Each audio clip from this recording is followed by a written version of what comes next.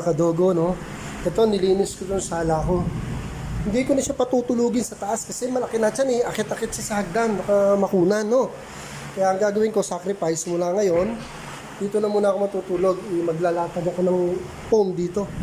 Kaya yung mga bases ko, tinabi ko na. Yung tatlong bruha, nandito. Yan. Kasi baka mga anak, di ba? Magka-problema. So, ito yan eh.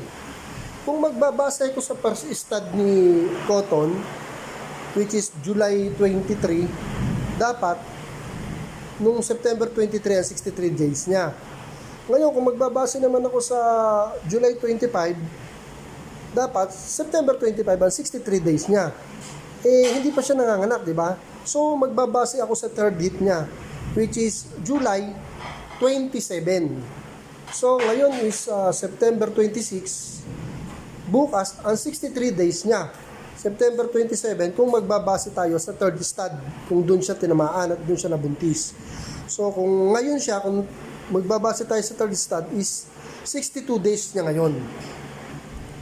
September 26. Bukas, 63 days na, September 27, mga kadogo. Kaya, ito, nagporma na nga ako, ito. Nagporma na ako ng electric pan. Dito, babantayan ko talaga to. Ang laki na ng tiyan. Yan na, gumagalaw na nga yan eh.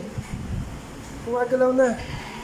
So, ayan mga kadogo, ina-update ko lang kayo, no? Kasi matagal din ako hindi nag-update about sa pagbubuntis nito.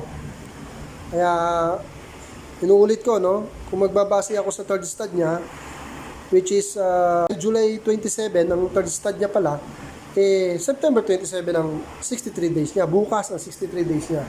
So, ngayon pa lang, eh, babantayan ko na to. Dito, magkatabi kami dito. Sana pagising ko, hindi ko katabi sa kutsyon. Lalagay akong kutsyon dito eh. So, yun na lang mga kadogo. Update ko kayo ha.